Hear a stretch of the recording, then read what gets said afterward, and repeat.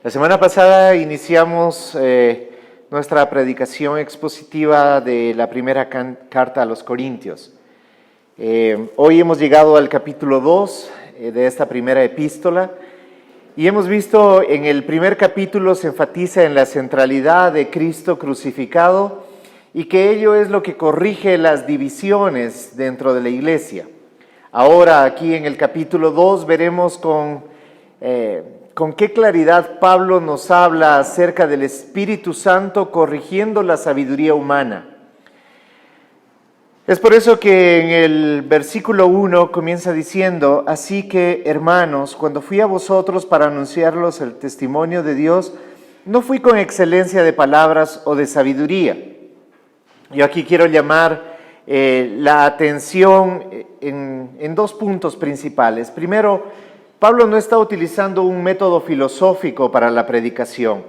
Él no es un predicador textual o temático. Más bien lo que él hace es ser un expositor de la palabra de Dios. Y creo que a eso estamos llamados los predicadores, los pastores, a exponer la palabra de Dios. Tomando en cuenta que ese también fue el método que utilizó Jesucristo cuando estaba aquí. Pablo no utiliza un lenguaje florido ni de gran oratoria, no porque no lo tenga, más bien al contrario, es un hombre muy versado en el conocimiento de la Escritura y cuanto más también en la preparación para poder transmitirla, poderla hablarla. Pero él claramente expone que esa no es la forma en la que está llegando. Recordemos y contextualicemos quiénes son los corintios. Los corintios son pues el lugar donde se desarrolla la ciencia y la sabiduría. Y él claramente viene diciendo: yo no he venido a hablarles desde ese punto de vista. La segunda parte que él que quisiera resaltar en este primer versículo es que Pablo no se presenta exponiendo la sabiduría del mundo. Él no viene a hablar con los corintios a ponerse al nivel de ellos. No estoy diciendo que ni se baja ni se sube de nivel, estoy diciendo que no viene a discutir lo que probablemente ellos querían entender y canalizar, sino que él viene claramente a hablar acerca del testimonio de Dios. En esta parte se lo traduce como testimonio de Dios, hay otras porciones bíblicas que se lo traduce como misterio, y en esta misma porción bíblica vamos a encontrar que habla de los misterios. Realmente en el Nuevo Testamento se habla 27 veces se nombra esta palabra misterio. Cuando nosotros escuchamos misterio es como cuando estás viendo una película y hay un asesinato y luego nadie sabe quién fue el homicida, ¿no? Y entonces toda la película es un misterio buscando qué será, es algo que nadie sabe. Cuando Pablo está hablando en este caso acerca del testimonio de Dios o los misterios, usando esta palabra misterio de Dios, es aquello que no ha sido revelado con anterioridad, pero que en este tiempo ya está revelado, que es que Jesucristo crucificado. En el Antiguo Testamento esto era un misterio, nadie lo sabía, nadie predicaba antes de la muerte de Cristo, nadie había predicado esto. Entonces a eso se refiere cuando está hablando del testimonio de Dios o de misterio. Más adelante vamos a volverlo a tocar. El versículo 2 dice: pues me propuse no saber entre vosotros cosa alguna, sino a Jesucristo y a este crucificado. Remarca lo que está diciendo, no he venido para discutir de filosofía, de creencias, ni nada, sino que yo lo que he venido es no sabiendo ninguna otra cosa. No sé de filosofía, no sé de esas cosas. Lo que yo sé es de Jesucristo y a este crucificado. Esa es su predicación. El 3 dice: y estuve entre vosotros con debilidad y mucho temor y temblor. Si ustedes recuerdan, el capítulo 1 termina diciendo que Dios escogió a lo vil y menospreciado, a lo débil, a lo que no tiene valor. A ello escogió Dios para predicar su evangelio. Y Él se muestra a sí mismo de esta manera, dice, con mucho temor y con mucho temblor.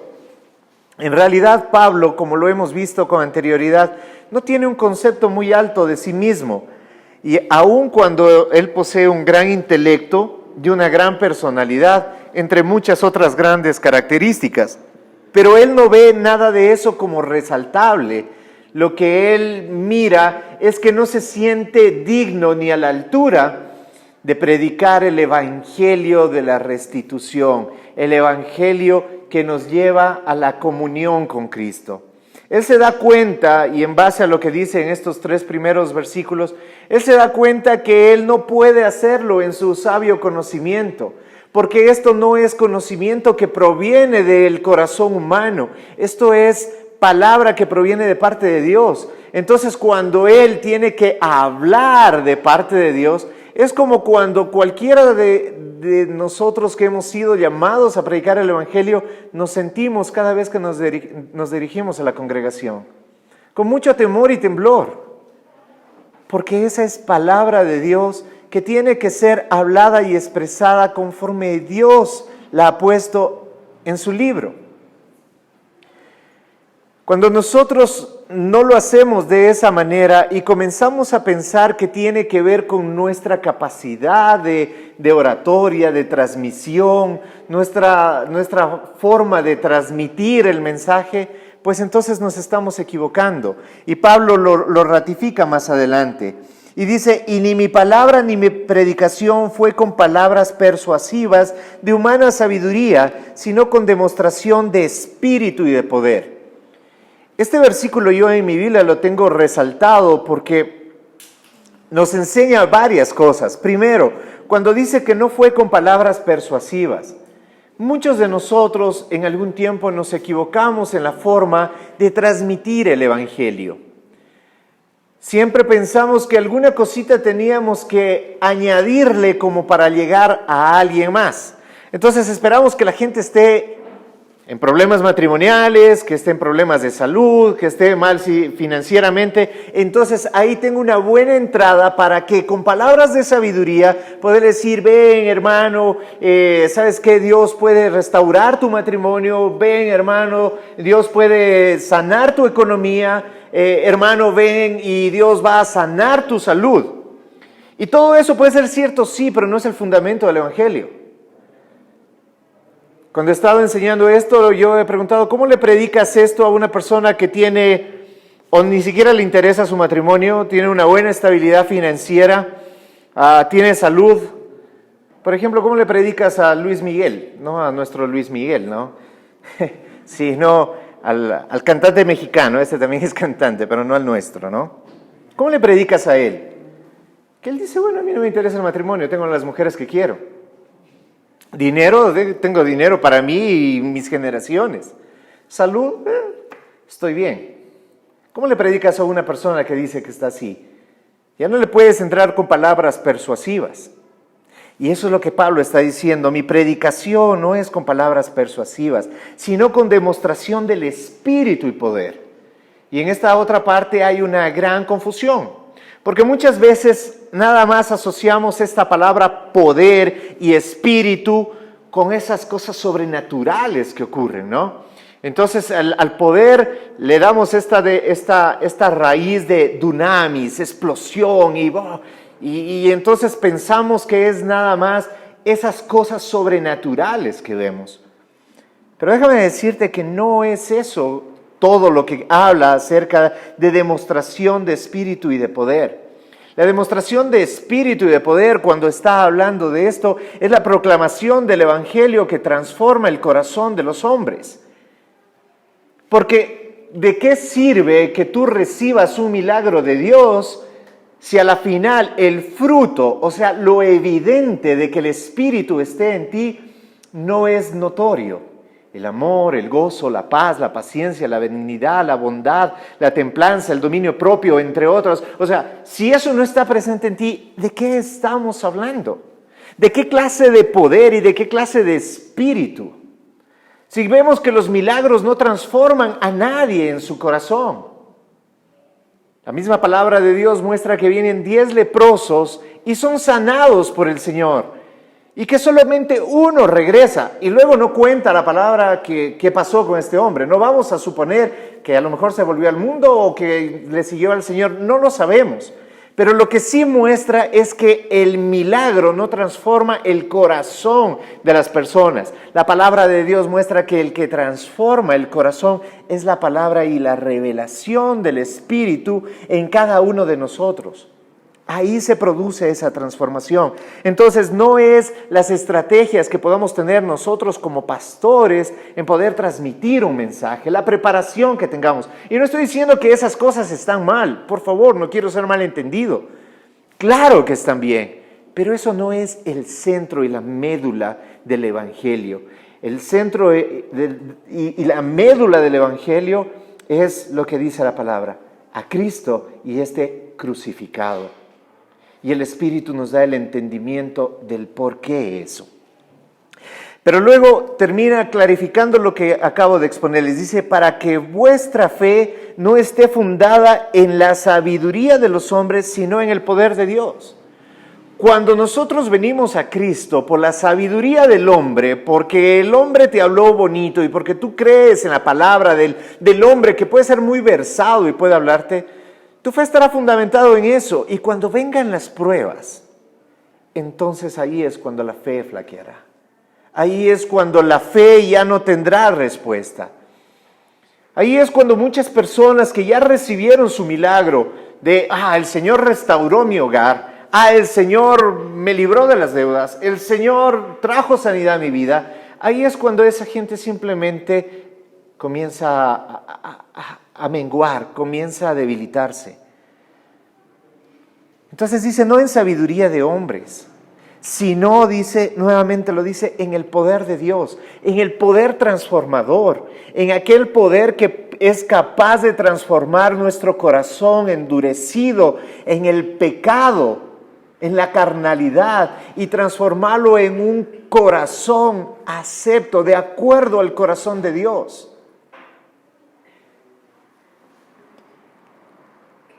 Y esto se produce por la revelación del Espíritu, que es lo que Pablo nos habla desde el versículo 6 en adelante. Dice, sin embargo hablamos sabiduría entre los que han alcanzado madurez, y sabiduría no de este siglo, ni de los príncipes de este siglo que perecen. Aquí está hablando de madurez. Cuando Pablo dice, esto lo hablamos en madurez, está refiriéndose justamente a ese discernimiento que viene del Espíritu Santo. Por eso cuando Pablo está predicando en una región y dice, ¿cómo es posible que no han escuchado del Espíritu Santo? No han visto los milagros, no. Dice, ¿cómo es posible que el Espíritu Santo no les haya revelado todavía la cruz y a Jesucristo crucificado? Porque uno puede tener mucho conocimiento de la Escritura.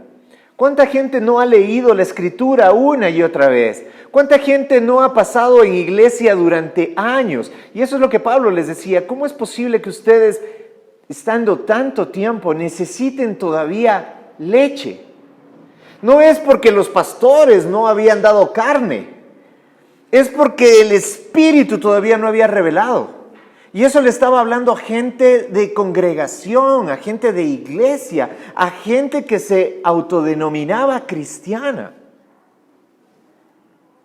Y entonces les dice, no con sabiduría de este siglo, y ya lo hemos explicado cuando estudiábamos la carta a los romanos, explicábamos que no se refiere a un lapso de tiempo de 100 años, sino que cuando está hablando del siglo está hablándose acerca de esta generación, de esta época, la época de la humanidad, y que justamente la sabiduría de los príncipes de este siglo, de aquellos que se creen sabios, pero comparados en la sabiduría del Señor, pues no lo son. Y continúa el 7 diciendo, mas hablamos sabiduría de Dios en misterio. Nuevamente vuelvo a utilizar esta palabra misterio o testimonio de Dios, la sabiduría oculta, la cual Dios predestinó antes de los siglos para nuestra gloria, la que ninguno de los príncipes de este siglo conoció, porque si la hubieran conocido nunca hubieran crucificado al Señor de gloria. Antes bien, como está escrito, cosas que ojo no vio, ni oído oyó, ni han subido al corazón del hombre, son las que Dios ha preparado para los que le aman.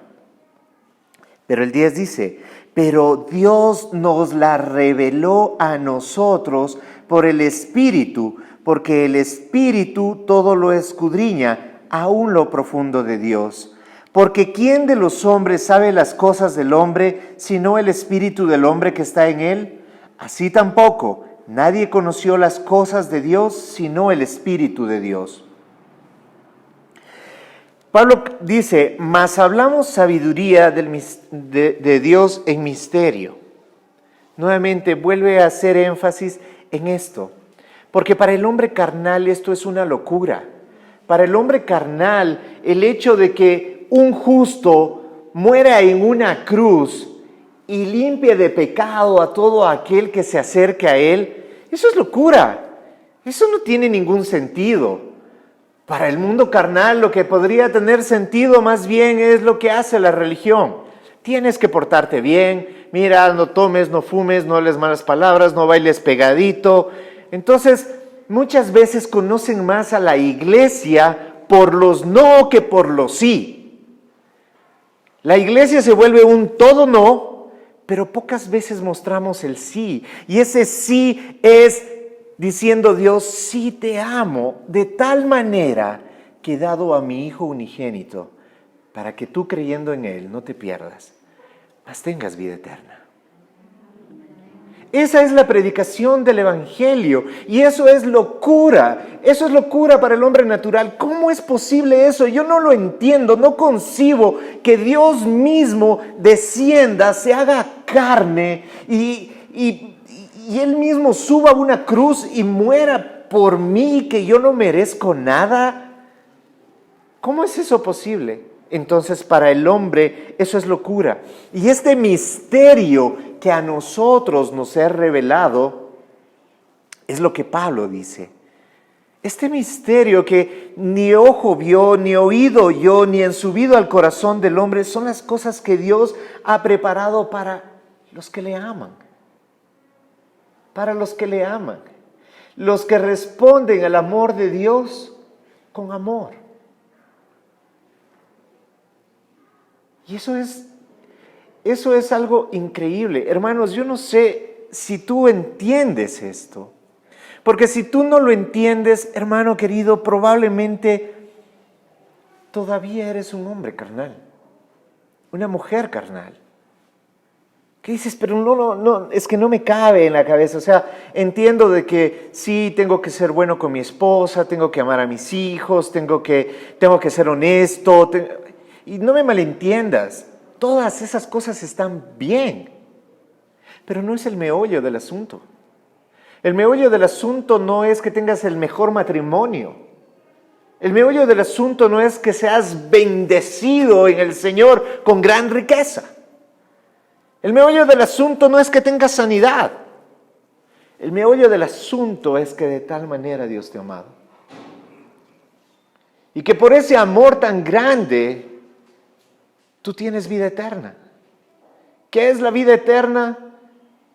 Juan lo responde y dice, la vida eterna es que conozcan al verdadero Dios, aquel que es digno de ser alabado por el simple hecho de que Él es Dios. Y cuando digo simple, no lo quiero minimizar. Estoy diciendo, eso debería ser suficiente para que nosotros lo adoremos, lo exaltemos y reconozcamos que Él nos creó a nosotros y no nosotros a Él. Pero como si eso fuera suficiente, Dios también se presenta como nuestro Padre, como un Padre amoroso, como un Padre restaurador, como un Padre que tiende un puente con la humanidad. No es la humanidad haciendo un puente para con Dios, porque ¿qué podemos hacer nosotros para agradarle a Dios? Si como se ve Pablo mismo, dice, nosotros ¿qué podemos hacer? Yo con temor y temblor hablo estas palabras, porque ni siquiera yo me siento digno de tanta gracia y de tanto amor. ¿Te das cuenta? Siempre este libro, me refiero a toda la Biblia, será dándole la gloria a Dios. Así es como terminó 1 Corintios 1, ¿no? Si hay algo en que gloriarse, pues gloriémonos en Él. ¿Y en qué nos gloriamos? En lo que el Espíritu Santo nos da el entendimiento de este misterio, que no lo podemos entender por nuestros ojos, por nuestros oídos o por el corazón, porque nosotros tenemos el espíritu del hombre. Y el espíritu del hombre no nos permite conocer el espíritu de Dios.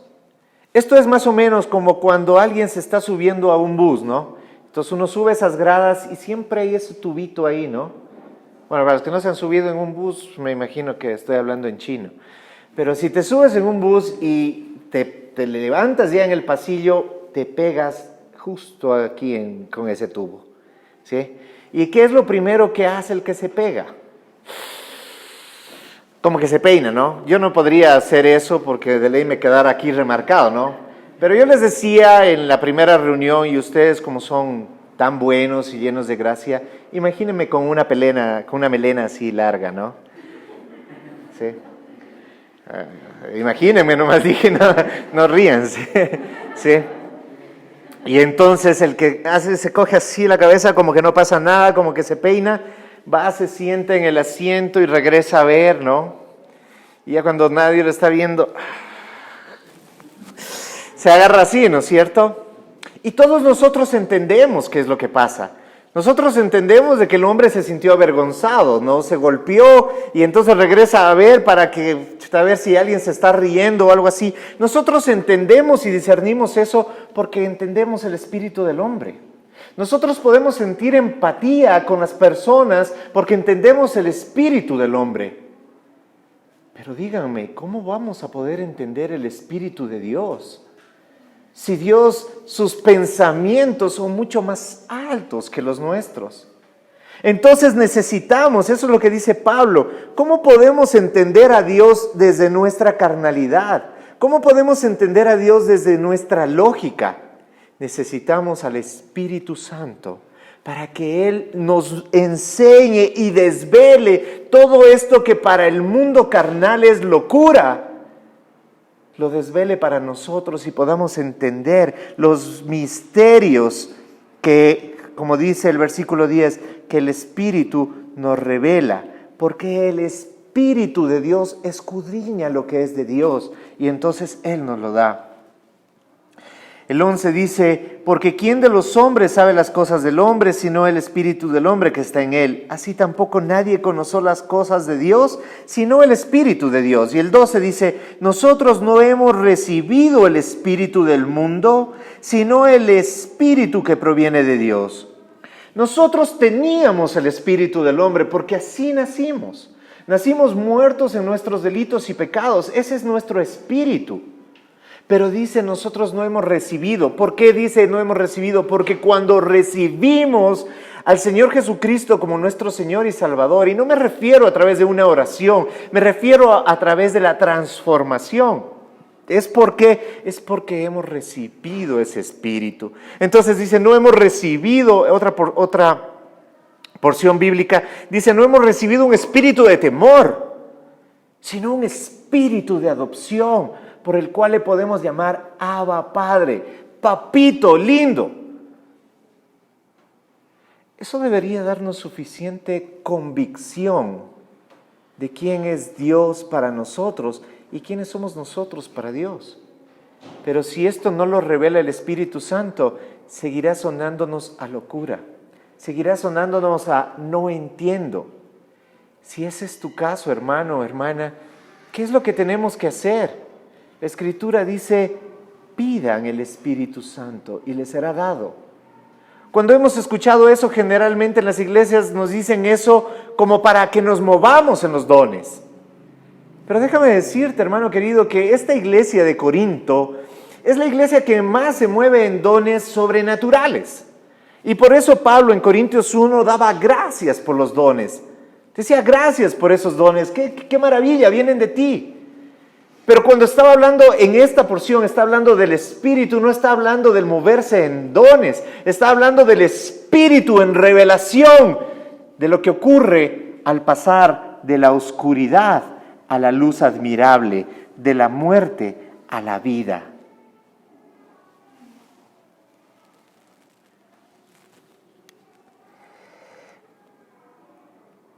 El 13 dice, lo cual también hablamos no con palabras enseñadas por sabiduría humana, sino con las palabras que enseña el Espíritu, acomodando lo espiritual a lo espiritual.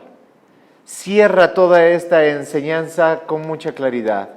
Lo del Espíritu ha de discernirse espiritualmente. Tú no puedes discernir las cosas de Dios sin el Espíritu. Tú puedes asistir a una iglesia, tú puedes leer las Escrituras, tú puedes ofrendar en una iglesia carnalmente y espiritualmente.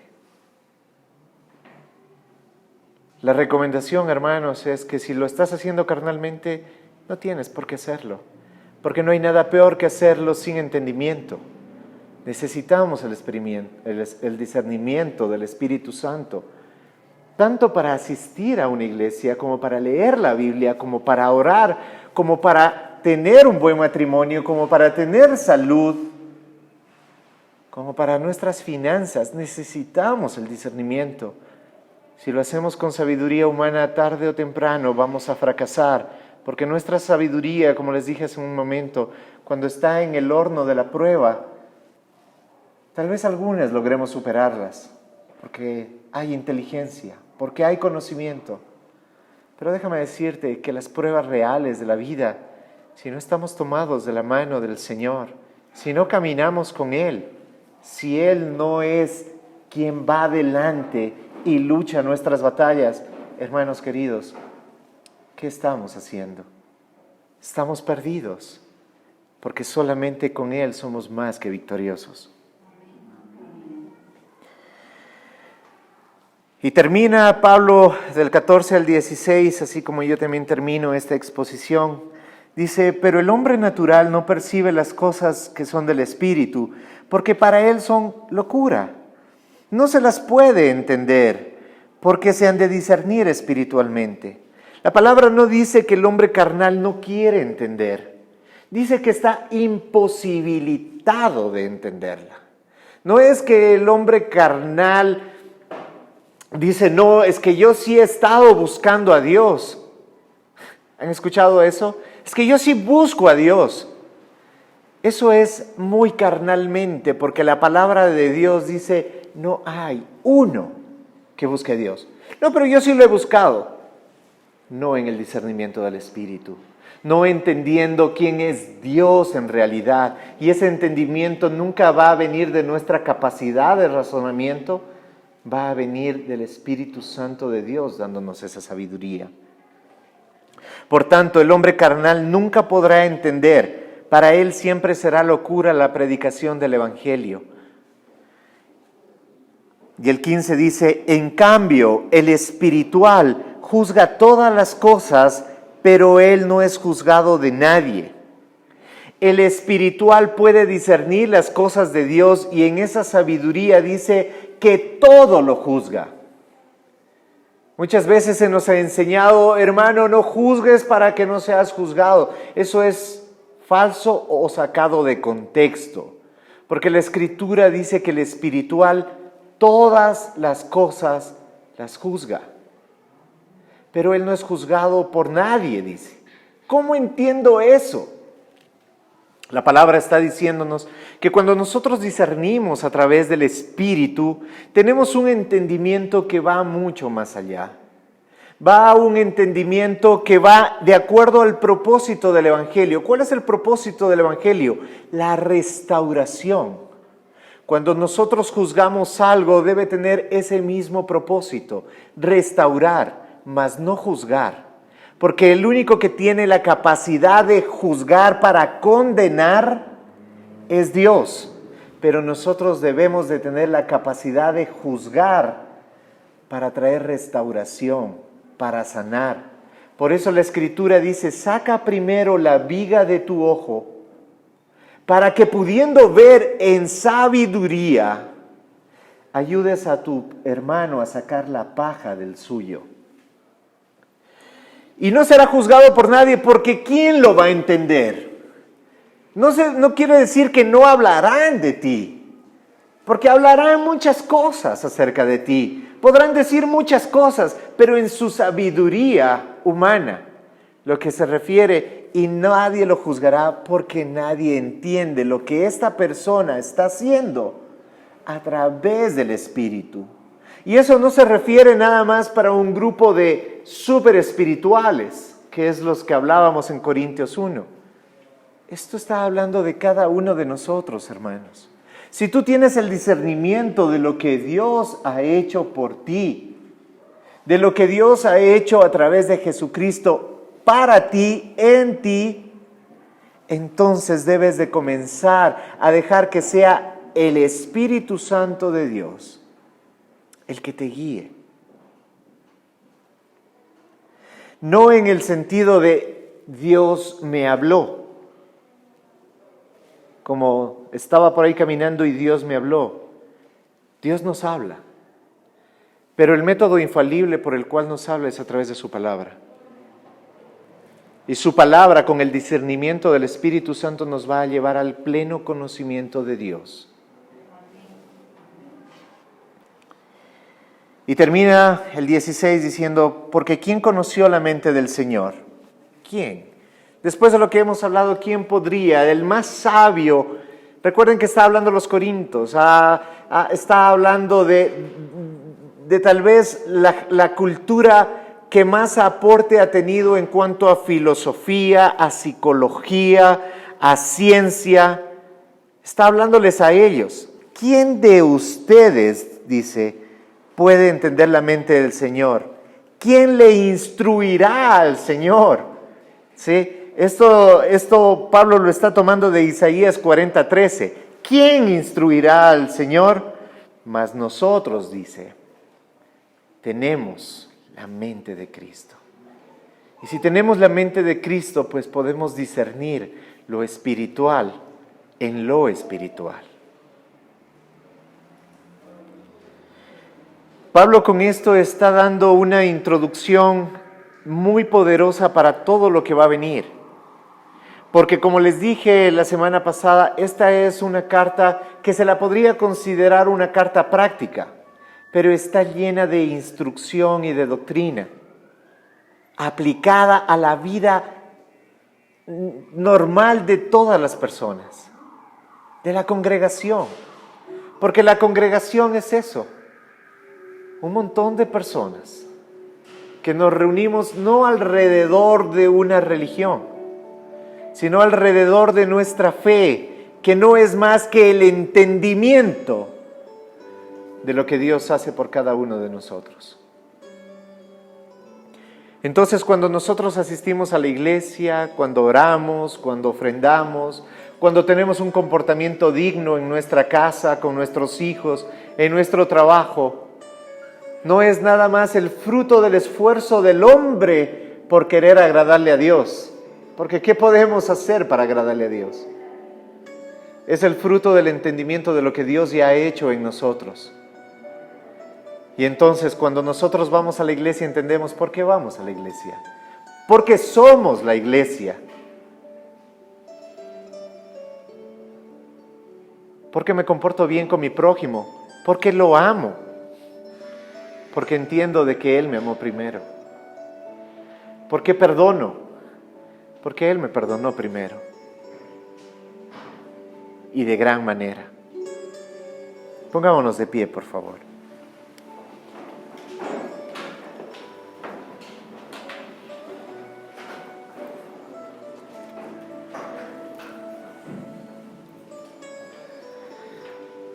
Si el Espíritu Santo de Dios no está en nosotros, ¿cómo sabremos la verdad? Podremos escuchar predicación tras predicación y podremos leer la palabra una y otra vez. Pero si el Espíritu Santo no es el que está en nosotros revelándonos los misterios de Dios hoy para este tiempo, no es que cuando muramos entenderemos todo. Dice las cosas que Él nos ha revelado ahora. Y no hay revelación más grande que de tal manera amó Dios al mundo. De tal manera Dios nos ha amado, hermanos queridos, sin importar cómo estamos hoy. Yo sé que mucha gente hoy puede estar herida, puede estar lastimada, puede sentirse indigna por tanto pensamiento, tanta cosa que ha realizado. Yo mismo, como dice Pablo, me siento con temor y temblor porque no creo ser ni medianamente digno para predicar esta palabra. Pero el Espíritu Santo nos lleva al entendimiento de que es la gracia de Dios, su eterno amor, que nos lleva a toda verdad.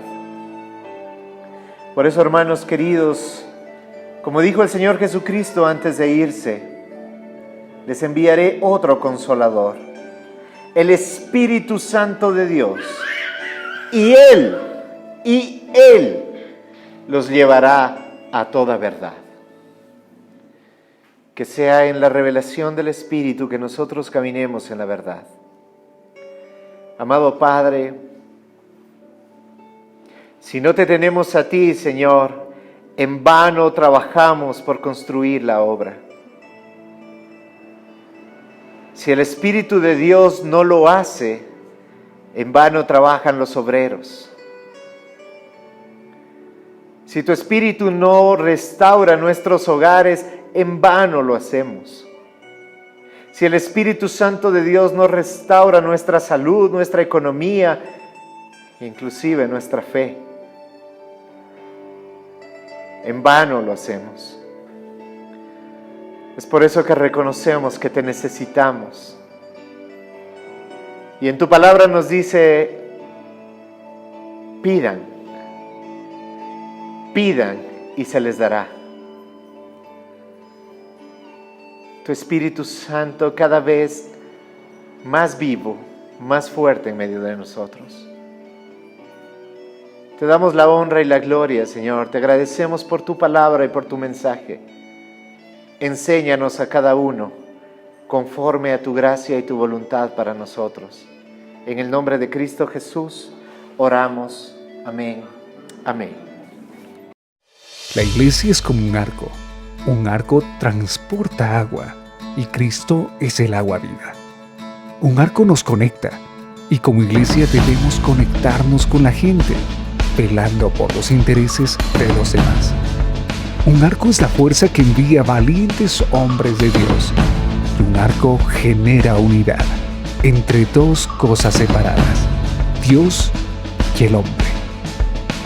Esa es la iglesia, la esposa. Vivamos la iglesia, seamos el arco.